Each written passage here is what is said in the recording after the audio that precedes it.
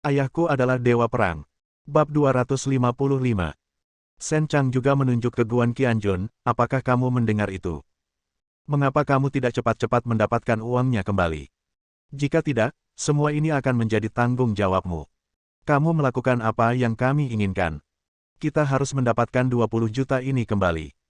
Guan Qianjun menatap dingin kedua orang tua yang histeris ini, tiba-tiba merasa jijik. Dia bahkan tidak repot-repot mengatakan apapun, hanya berbalik dan pergi. Su Yufeng menunjuk ke punggungnya dengan keras, Guan Qianjun, izinkan saya memberitahu Anda, jika Anda tidak mengembalikan 20 juta ini kepada saya, Anda dan putri kecil bajingan Anda, jangan kembali ke rumah saya. Itu tidak masuk akal. Kami keluarga memberi Anda makanan dan tempat tinggal, tetapi Anda tahu bahwa Sue Zhengming adalah pembohong, tetapi Anda tidak menghentikan kami, menyebabkan kami membuang 20 juta ke dalam air. Semua ini adalah tanggung jawab Anda. Sen Chang mengipasi api, ya, bajingan ini tidak secara serius menghentikan kami dan mengatakan yang sebenarnya. Setelah kami dimarahi beberapa kali, dia melarikan diri, meninggalkan kami di sini untuk ditipu. Itu tanggung jawabmu. Kamu bayar uangnya. Dengan teriakan ini, semua pria dan wanita tua bergegas menuju Guan Qianjun. Hentikan dia. Itu tanggung jawabnya. Sayang sekali uang pensiun dan buku peti mati kita ditipu seperti ini. Dia pergi begitu saja tanpa mengucapkan sepatah kata pun. Apakah dia manusia?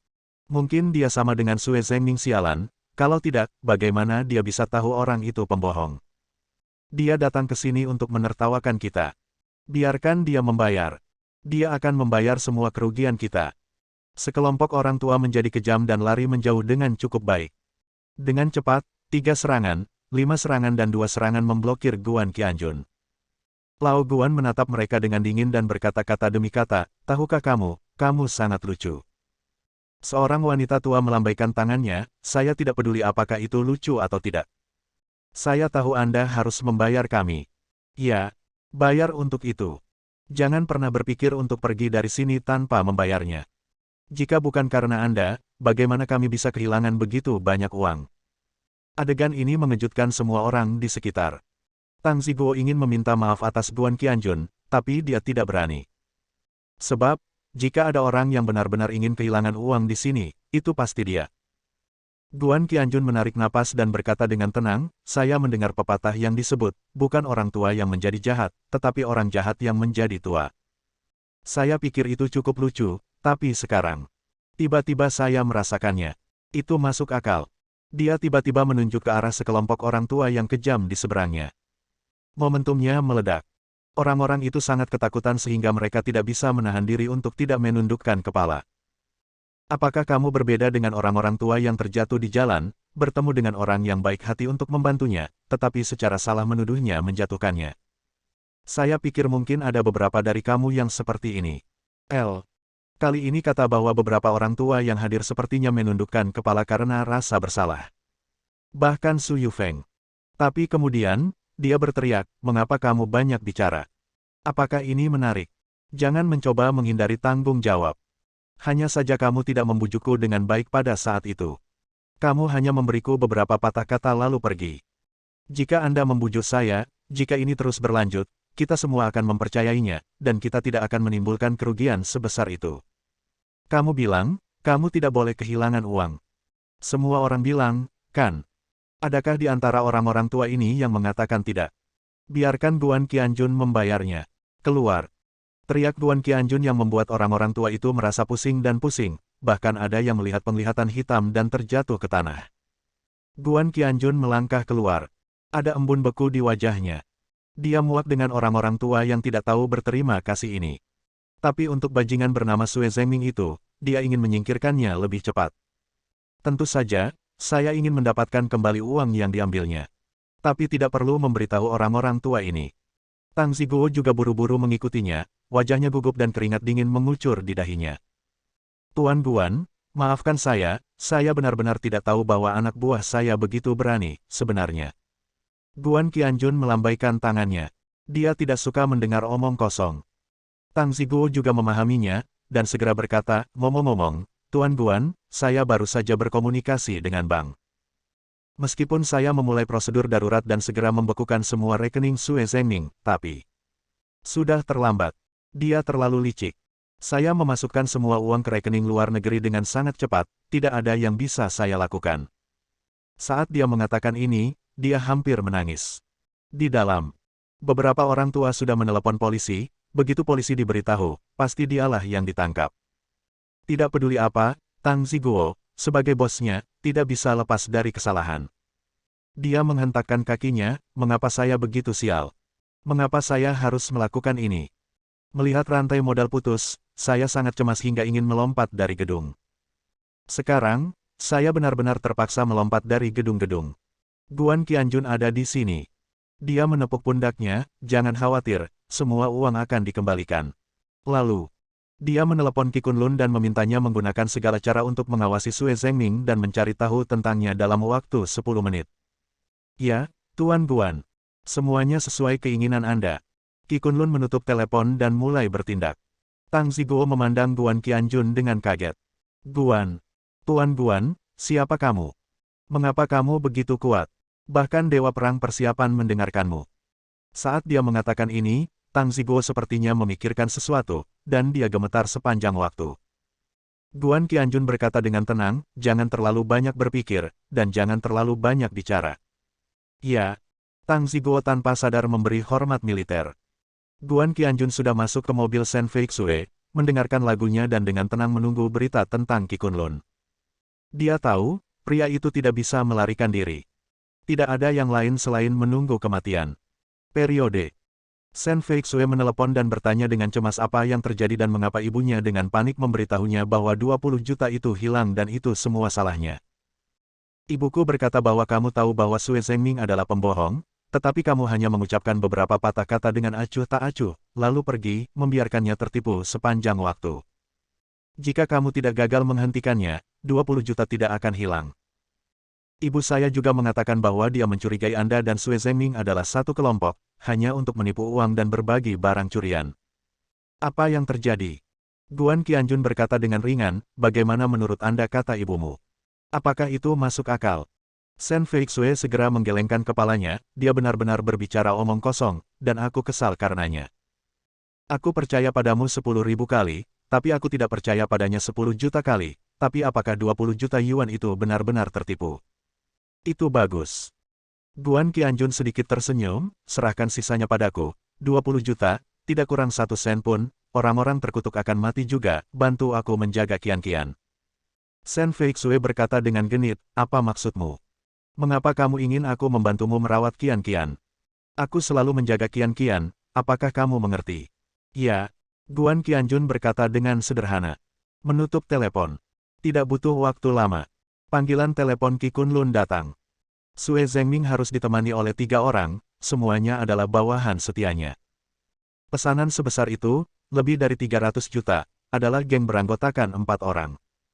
Kini, mereka telah keluar dari jalan raya dan sampai di sebuah kota kecil. Kota ini memiliki bandara helikopter dengan 5 helikopter besar, yang masing-masing dapat mengangkut sekitar 10 orang.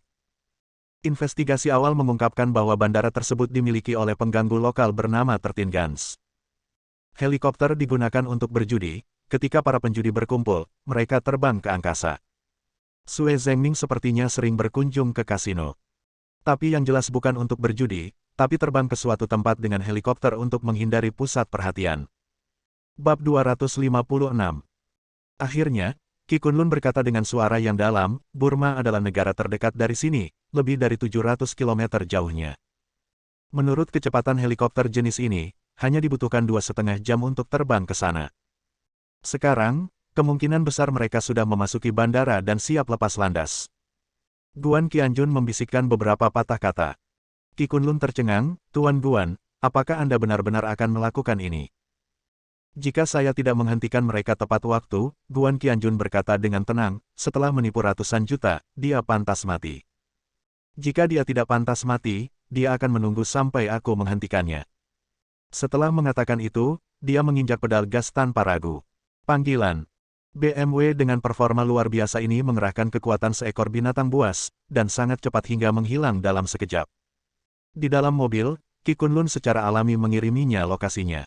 Hanya 15 menit. Qi Kunlun melarikan diri ke daerah terpencil yang jaraknya lebih dari 80 km. Di depannya, Bentuknya berupa cekungan landai, dikelilingi kawat berduri dan lingkaran paku besi di atasnya. Siapapun yang memanjat akan ditusuk berkeping-keping. Di dalamnya ada beberapa helikopter yang diparkir. Baling-baling salah satu dari mereka telah dinyalakan dan berputar-putar. Ada beberapa orang di sebelah mereka yang dengan cepat masuk dengan kepala menunduk dan menantang angin. Dan di sekitar mereka, sebenarnya ada lebih dari selusin pria kekar mengenakan pakaian hitam rompi. Dia memegang parang tajam di tangannya. Lihat kiri dan kanan. Rupanya dalam keadaan waspada. Ledakan. Tiba-tiba terdengar suara keras yang membuat mereka semua terlonjak. Mereka semua menoleh untuk melihatnya. Lebih terkejut lagi.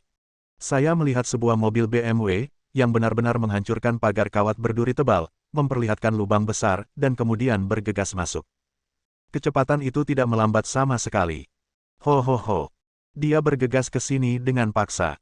Benar-benar binatang buas. Para preman itu sangat ketakutan sehingga mereka semua bergegas ke samping. BMW hendak menabrak helikopter. Setiap orang yang duduk di dalam melihat pemandangan ini melalui jendela dan ketakutan setengah mati. Ini tidak lain adalah peluru meriam. Untung, BMW berhenti ketika jaraknya sekitar 8 meter dari helikopter. Pintu mobil terbuka, dan seorang pemalas namun penuh roh jahat melompat keluar. Guan Qianjun. Dia bersandar di pintu mobil, menunjuk ke arah Sue Zhengming di dalam helikopter, dan berkata dengan tenang, "Ayo turun. Kamu tidak bisa melarikan diri. Kamu hanya bisa membayar kembali uangnya dan kemudian tinggal di ruang pasukan." Di padang rumput yang sepi, bagian depan mobil hancur berkeping-keping, dan beberapa potong kawat besi masih tergantung di BMW tersebut. Bersandar di depan mobil, seorang pria aneh tampak malas dan suka membunuh. Semua ini justru menimbulkan rasa besi dan darah. Sue Zhengming tertegun sejenak, lalu tertawa dan berkata dengan ekspresi mengejek di wajahnya, "Apakah kamu idiot? Namun, kamu dianggap kuat. Dengan begitu banyak orang yang hadir, hanya kamu yang bisa mengungkap penipuanku. Kasihan sekali." Dia merentangkan tangannya ke seberang jendela. "Apa gunanya? Sekelompok orang tua idiot tidak mempercayaimu sama sekali, dan mereka mengusirmu, hahaha. Saat aku memikirkan adegan itu saat itu, aku merasa sangat bahagia, nak. Kamu tidak punya keterampilan, kamu tidak mau makan air cuci kakiku. Kamu berani mengejarku ke sini. Kamu juga bodoh. Aku punya banyak saudara, hanya beberapa dari mereka yang bisa memotongmu menjadi beberapa bagian." Di sebelah helikopter, seorang pria berwajah penuh pria galak itu bertanya sambil tersenyum, "Saudaraku, siapa orang bodoh ini?" Sue Zhengming menceritakan masalah itu dengan lantang. Tiba-tiba sekelompok orang tertawa. Pria itu mengambil beberapa langkah lebih dekat ke Guan Qianjun dan berkata sambil tersenyum, "Wah, tahukah kamu siapa saya?" 13 batang, kata Guan Qianjun dengan tenang. "Oh." Pria itu berteriak berlebihan, "Kamu tahu bahwa aku adalah tongkat ke-13, tetapi tahukah kamu bahwa jika kamu datang ke sini dan menghancurkan pagar kawat berduriku, kamu akan dipukuli sampai mati olehku. Kamu tahu, aku adalah tongkat ke-13. 13 senjata, tahukah kamu betapa hebatnya 13 senjataku?"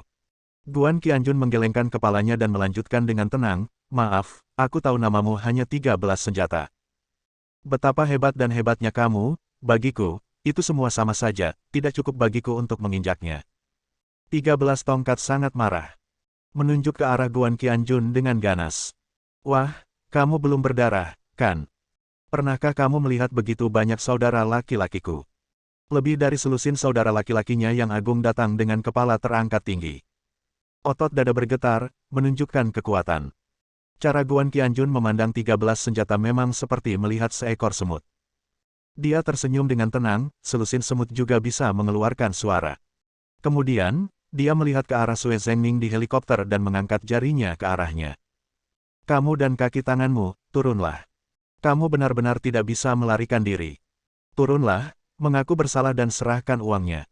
Aku tidak akan menakutimu. Begitu pesawatmu lepas landas, kamu akan mati. Tidak ada yang bisa tinggal. Jika kita turun, kita bisa duduk di sini paling lama lebih dari 10 atau 20 tahun tanpa mengalami kematian." Sue Zhengming tertawa terbahak-bahak hingga air liurnya mengalir keluar. Dia berkata dengan keras, "Saudara Gun, apakah kamu mendengar itu? Orang ini sebenarnya bilang kamu jika pesawat yang dipinjamkan kepadaku lepas landas, kita akan mati, apakah kamu percaya?" 13 tongkat menggelengkan kepalanya dan menatap Guan Qianjun dengan tatapan yang sangat muram. Sebuah jari tebal menunjuk ke arahnya, kaulah yang akan mati. Guan Qianjun menghela nafas, kamu benar-benar tidak berbeda dengan semut, jadi jangan mencari kematian. Aku tidak ingin mempermalukanmu. Aku merasa kasihan ketika aku melihatmu. Lalu menatap Sue Zhengming. Tunjuk dia. Apakah kamu benar-benar tidak akan turun? Sue Zhengming menggeliat dan berkata dengan tenang, apa yang perlu dibicarakan dengan pemuda tak berguna sepertimu? Saudaraku, aku serahkan bocah bodoh ini padamu. Tidak perlu pukul dia sampai mati, hancurkan saja kedua kaki dan kedua tangannya, haha. 13 tongkat memberi isyarat kepadanya dengan tanda oke, dan berkata sambil tersenyum, aku akan mengurus semuanya untukmu, jangan ragu untuk melakukannya itu. Ayo pergi, aku tahu kamu sedang terburu-buru, aku akan membantumu dengan sisanya. Dia melambai kepada pilot di helikopter lagi, terbang. Kirim teman baikku ke tempat yang aman secepatnya. Pilot dia juga memberinya isyarat oke. Helikopter yang telah disiapkan segera lepas landas. Tak lama kemudian, ia terbang tinggi. Guan Qianjun melambai ke arah helikopter dan bertanya dengan keras, hei. Apakah kamu benar-benar tidak turun? Kamu semakin dekat dan dekat dengan kematian. Kamu semakin dekat dan dekat dengan kematian. Sue Zhengming menunjuk padanya sebuah gerakan menyeka leher. 13 tongkat melambaikan tangannya dan memimpin selusin temannya menuju Guan Qianjun perlahan. Dia tertawa jahat, wah, sungguh, sudah kubilang, kamu semakin dekat dengan kematian, bagaimana kamu bisa begitu bodoh? Katakan, jika aku memotong tangan dan kakimu. Kamu berapa lama kamu bisa hidup?